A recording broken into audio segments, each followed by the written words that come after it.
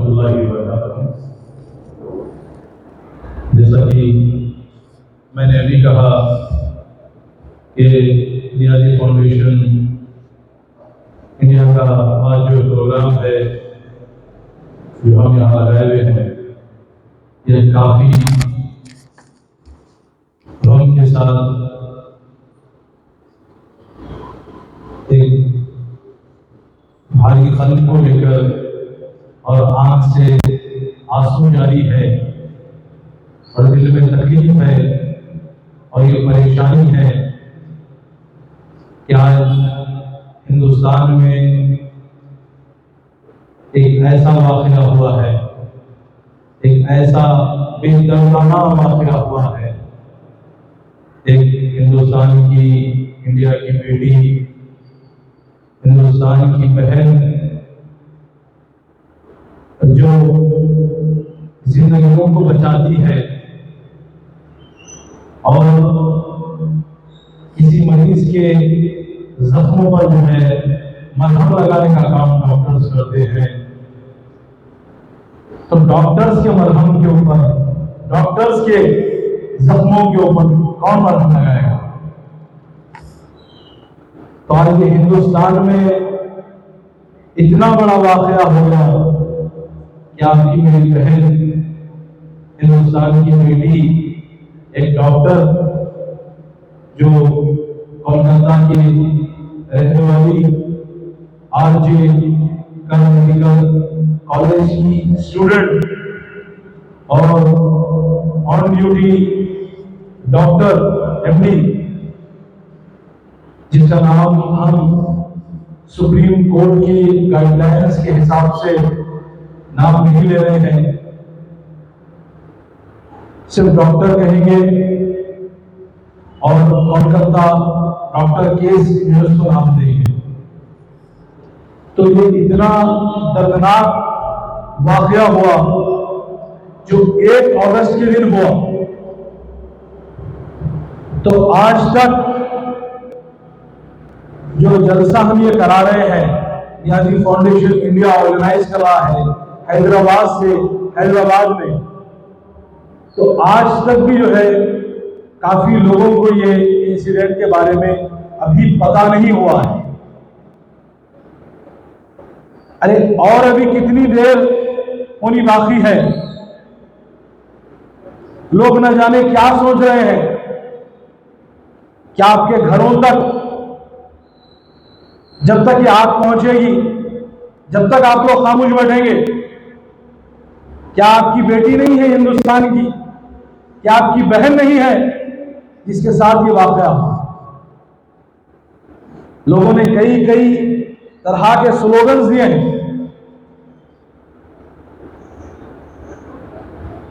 कि जो डॉक्टर जान बचाते हैं, उनकी जान की हिफाजत कौन करेगा अगर ये वाक़यात हिंदुस्तान में हो रहे हैं? नियाज़ी फाउंडेशन इंडिया जो प्रोग्राम्स को ऑर्गेनाइज कराई, लास्ट ईयर हमने प्रोग्राम्स को मुनक्किद किया, 2021 में किया, 20 में किया।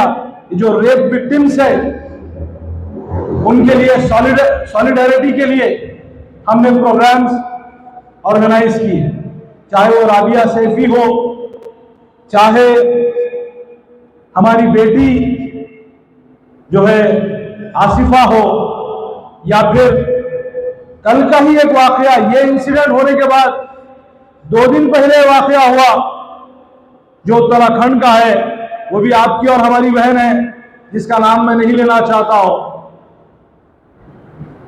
वो भी एक यही प्रोफेशन से ताल्लुक रखती है, एक नर्स जिसका रेप हुआ और फिर साथ ही साथ मर्डर भी हुआ।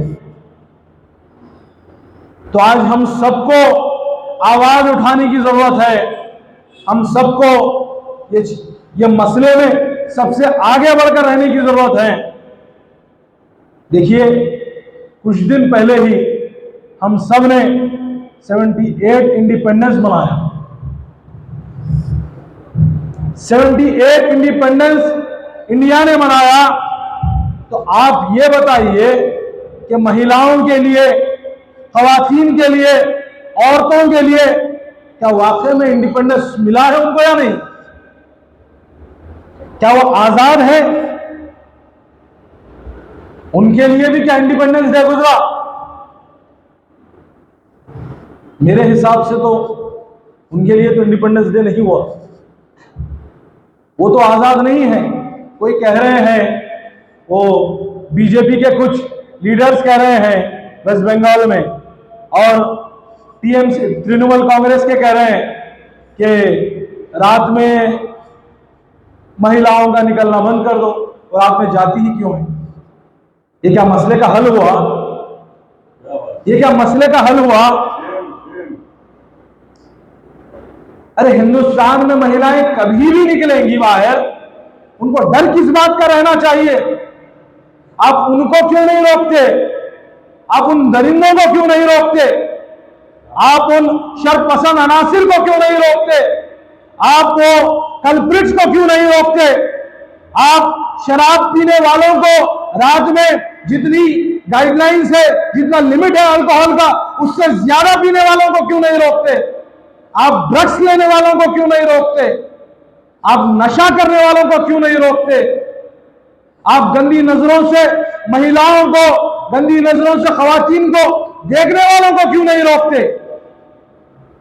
आप ये कह रहे हैं कि महिलाओं का रात में जो है जाना आना बंद कर दो, कि अगर वो नहीं जाएंगी हॉस्पिटल्स को तो पेशेंट्स को ट्रीट कौन करेगा? जो पेशेंट्स है, जो जिंदगी और मौत के दरमियान जो है लड़ रहे हैं, उनको कौन देखेगा? ये डॉक्टर्स तो देखेंगे ना। बहुत अफसोस की बात है कि टीएमसी के, बीजेपी के लीडर्स वेस्ट बंगाल में कह रहे हैं, तो ये हमारी बहन जो as a duty doctor आरजेकर hospital में आप ड्यूटी अंजाम दे रही थी, 1 अगस्त के दिन, 1 अगस्त से 9 अगस्त तक आप 36 आवर्स की शिफ्ट आपने कंप्लीट की, और उसके बाद कुछ देर आराम करने के लिए 4th फ्लोर पर सेमिनार हॉल में ये हमारी बहन जाती है और अपने कलीग्स के साथ कुछ डिनर करेंगे, कुछ खाएंगे, कुछ स्नैक्स लेंगे, उनके ऊपर खाना खाए, फिर उसके बाद वो चले गए। 36 आवर्स की जो हेक्टिक ड्यूटी के बाद कुछ देर आराम करने के लिए हमारी बहन गई, तो उसके साथ ये वाकया हो गया। अरे अफसोस है, शर्म आना चाहिए उन दरिंदों को कि जो जान बचा रहा है उनकी जान ले ली। अरे आपकी और मेरी बहन सेमिनार हॉल में आराम करने गई, 36 घंटे की हेक्टिक शेड्यूल के बाद उसकी आप लोगों ने दरिंदगाना एक जो है वाकया पेश आया उनके साथ, उसकी जिम्मेदार कौन है? अरे वो डीन, वो प्रिंसिपल, और वो जो वैशी दरिंदा जिसका नाम संजय रॉय है, वो भी कोई पुलिस की ऑर्गेनाइजेशन की ड्यूटी अंजाम दे रहा था। नीचे सीसीटीवी में उसका वीडियो कैद हुआ, ये नीचे से ऊपर आ रहा है, कॉरिडोर में भी वो आया। उसके बाद ये बदबख्ती की बात नहीं तो और क्या है, सेमिनार हॉल में कोई सीसीटीवी कैमरा नहीं है। डॉक्टर्स की हिफाजत के लिए कोई जो है हुकूमत की तरफ से, गवर्नमेंट की तरफ से ये लापरवाही, और हॉस्पिटल की तरफ से।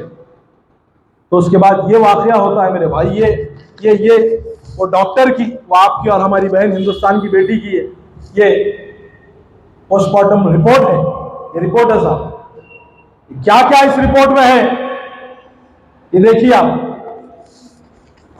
कि वहशी तरीके से उन दरिंदों ने नोच खाया हमारी बहन को, हिंदुस्तान की एक बेटी को, कि आंख फोड़ दी गई, जो है आंख का जो चश्मा होता है, जो ग्लास होता है, उसको फोड़कर आंख में डाल दिया गया, मुंह से खून निकल रहा, पैरों को चीर दिया गया, और ऐसे ऐसे चीजें इस पोस्टमार्टम रिपोर्ट में है, मैं आपको कह भी नहीं सकता। शर्मिंदगी मुझको महसूस हो।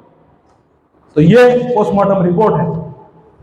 तो वो उन जालिमों ने ये गलत हरकत करने के सरंजाम देने के बाद ये डीन को हॉस्पिटल स्टाफ ने कहा कि डीन को फोन किया, तो 6 बजे मालूम हुआ हॉस्पिटल आए।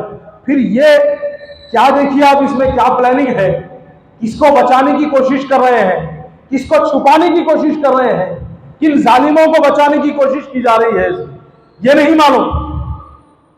कि पुलिस स्टेशन को इत्तला मिलती है 9 बजे के वक्त, इत्तला मिलती है कि ऐसा हादसा हॉस्पिटल में पेश आया। 6 बजे डीन और जो है प्रिंसिपल उसको मालूम होता है, वो आता है और 9 बजे को इत्तला देती है कि सुसाइड हो गया है डॉक्टर का, आपकी और हमारी बहन का सुसाइड हो गया, हिंदुस्तान की एक बेटी डॉक्टर का सुसाइड हो गया, कह रहे थे कि सुसाइड किया है। जबकि ये डॉक्टर तो छोड़ो, कोई आम आदमी भी अगर देखेगा तो देखकर कहेगा कि मर्डर है, बेदर्दाना तरीके से उसका जो है खून खत्म किया गया है रेप के साथ।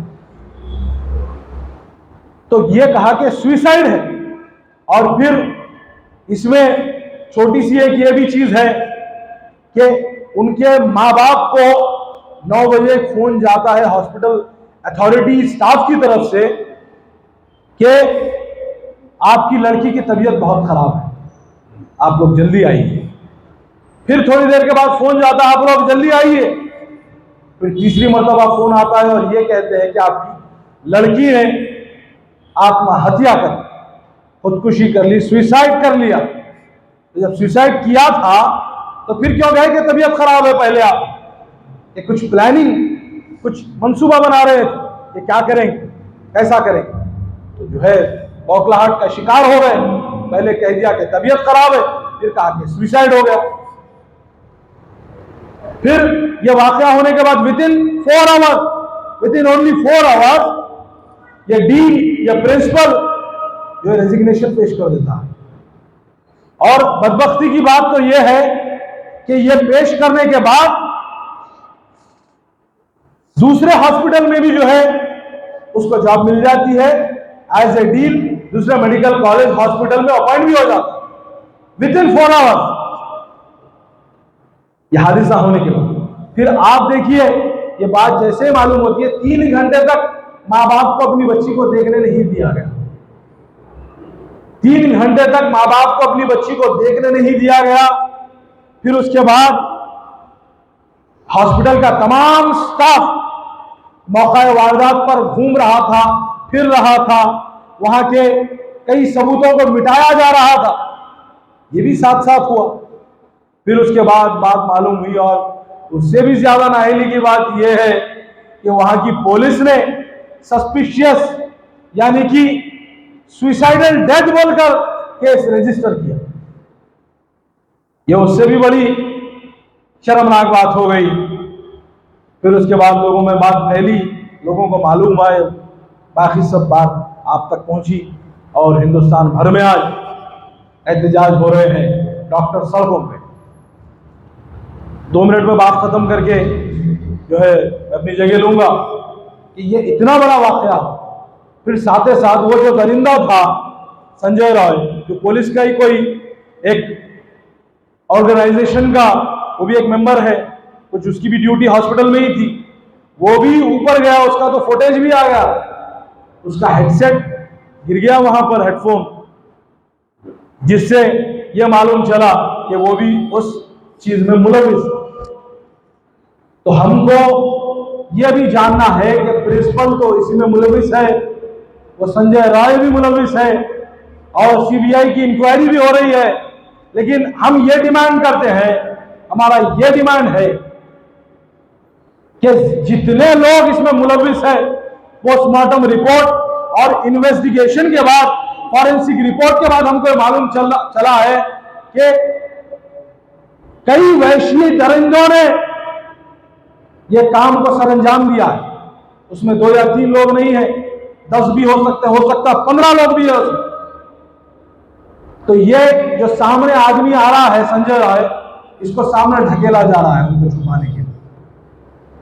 एक प्लानिंग के तहत एक मंसूबाबंद तरीके से उनको छुपाया जा रहा है। तो वो जो दरिंदे इनमें मुलविस है तो उनको भी बाहर निकालना है, उनको मंजर आम पर लाना है।